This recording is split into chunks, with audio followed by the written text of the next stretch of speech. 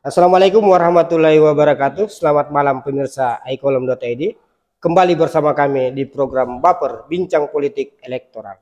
Untuk malam ini saya bersama dengan juru bicara pasangan calon bupati dan wakil bupati Kabupaten Takalar, Daimanye Hengki Yasin. Selamat malam Pak Ahmad. Malam, Assalamualaikum warahmatullahi wabarakatuh. Pak Ahmad, tadi berlangsung debat itu begitu sengit ya. Antara kedua kandidat ini. Bisa mungkin ada tanggapannya yang bisa dipaparkan ke... Tentu tetap kita mengapresiasi juga pelaksanaan debat ini yang diselenggarakan oleh KPUD Takalar, karena di sini kita bisa melihat masyarakat dipertontonkan untuk bisa memilih mana calon pemimpin Takalar ke depan, dan tentu momen ini menjadi ajang pertunjukan untuk memperlihatkan kualitas kepemimpinan dari kedua bakal calon tersebut. Kalau melihat dari program-program yang dipaparkan tadi, ada beberapa poin. Bagaimana Anda bisa memaparkan tentang kualitas dari Daimanye dan pasangannya Hengki? Baik, jadi saya sampaikan di kesempatan ini bahwa Daimanye ini kan sudah prepare sejak kurang lebih sekitar tahun 2019 sampai sekarang, sehingga dari kesiapan dan kematangan terkait dengan isu-isu krusial yang ada di Takalar tentu beliau sangat hafal betul, karena dari awal beliau telah memitigasi sejak dini persoalan-persoalan apa yang mengemuka di masyarakat Takalar, baik yang menghambat pertumbuhan ekonomi, kemudian pengembangan masyarakat itu sendiri juga seperti apa, itu sejak dari awal sudah dipersiapkan oleh Bapak Haji Firdaus Daimanye dan Dr. Haji Hengki Yasin. Itu sudah jauh dipersiapkan, sehingga dalam perdebatan yang dilaksanakan oleh KPU tadi, tentu saya melihat bahwa Bapak Daimanye dan Hengki Yasin ini begitu menguasai materi, karena semua persoalan-persoalan rakyat yang ada di Takalar itu juga sudah dirumuskan, dan saya yakin di visi misi beliau itu sudah mampu menjawab seluruh persoalan-persoalan kerakyatan yang ada di Kabupaten Takalar. Misalnya soal-soal kelautan, kemudian di pertanian. Nah, tadi Daimanye juga sudah banyak mengulas, termasuk dengan Dr. Hengki Yasin, terkait dengan bagaimana kemudian sektor pertanian itu mulai dari hulu hingga hilirisasinya itu semua dikerjakan dan akan difasilitasi oleh pemerintah untuk bagaimana kemudian hasil dan produktivitas pertanian masyarakat ini mampu kita tingkatkan. Contoh misalnya saya tadi menyimak bahwa di soal hilirisasi pertanian ini di Takalar ini Pak, kita punya potensi pertanaman cabai itu lumayan besar di Takalar ini. Namun di kondisi tertentu harga anjlok bahkan di harga 3.000 per kilogram. Tidak ada manajemen pemerintah. Tidak ada manajemen pemerintah untuk menjaga stabilitas harga. Nah, dalam rumusan visi misi pasangan calon nomor urut 1 ini di Kabupaten Takalar, hilirisasi yang dimaksud ini saya beri contoh misalnya di beberapa desa itu yang memang potensi pertanaman cabainya itu melimpah, itu kita akan membuat home industry, misalnya pabrik cabai. Nah, hilirisasinya adalah bagaimana kemudian pasar dari penghasilan cabai ini yang setelah diolah menjadi cabai botol itu yang digunakan mungkin penjual bakso. Nah, itu yang kita pikirkan dengan cara apa? Dengan cara misalnya membuat regulasi, dan saya yakin Daimanye dan Pak Hengki setelah terpilih tidak akan begitu sulit dalam misalnya mengusulkan rancangan-rancangan peraturan daerah sekaitan hal tersebut.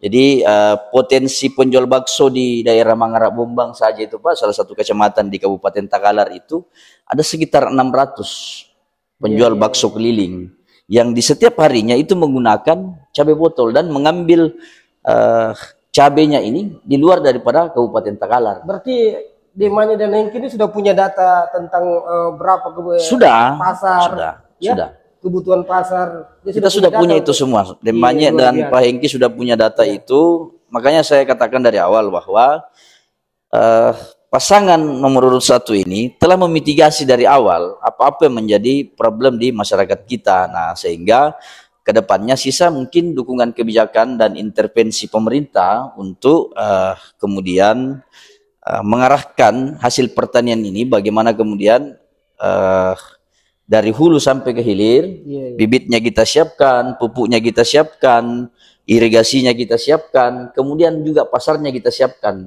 Contoh misalnya ketika cabenya sudah jadi dan sudah jadi kemasan botol, kita tidak salah membuat perda misalnya bahwa setiap penjual bakso yang berdomisili di Takalar tidak boleh membeli cabai botol ini di luar Kabupaten Takalar. Karena harganya mungkin sama dan mungkin bisa lebih murah. Dan disinilah pemberdayaan BUMDes bisa kita dorong untuk mengelola home-home industri yang ada di setiap desa. Membuat brand untuk Takalar ya. Membuat brand untuk Takalar dan meningkatkan pendapatan hasil daerah, tentunya terlebih lagi pendapatan masyarakat kita. Artinya program ini bisa lebih, Takalar bisa dikenal di luar ya, dia punya brand. Pasti Pak, pasti itu Takalar bisa dikenal lebih di luar. Nah, di sisi lain juga visi misi Demanye ini seperti visinya Takalar maju dan berdaya saing melalui ekonomi digital. Nah, yang tertuang dalam misinya yakni menciptakan tata kelola pemerintahan yang baik dengan didukung teknologi digital. Digital. Ya? Yang mana yang dimaksud itu? Jarak dari ibu kota kabupaten dan kecamatan terjauh kami itu, contoh di Laikang, bahkan ada pulau Pak, bahkan ada pulau.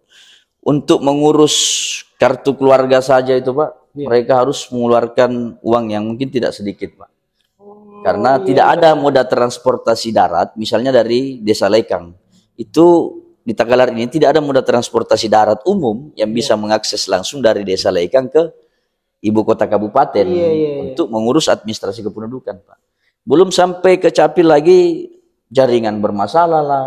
Berarti interkoneksi ini terhambat dengan Nah, sehingga memang perlu penting kita mengembangkan teknologi digital dalam sektor penyelenggaraan pemerintahan sehingga masyarakat tidak mesti capek-capek lagi buang uang, buang waktu untuk datang ke kota hanya sekedar mengurus administrasi kependudukan.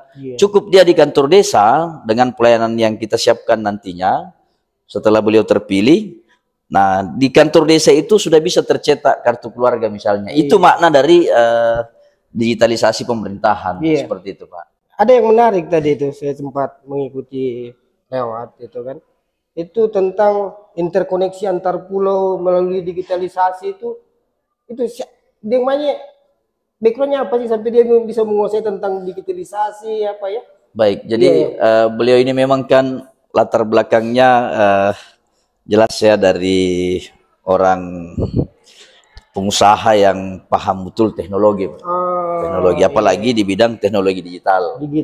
Nah, sekali lagi saya katakan bahwa Demanye ini telah mempersiapkan jauh hari, bahkan termasuk pulau yang tanah keke itu, yang kemudian kita ingin melakukan pendekatan pelayanan terhadap masyarakat kita yang ada di daerah kepulauan itu. Ya, satu-satunya jalan untuk mendekatkan itu adalah dengan mendigitalisasi pelayanan-pelayanan pemerintahan.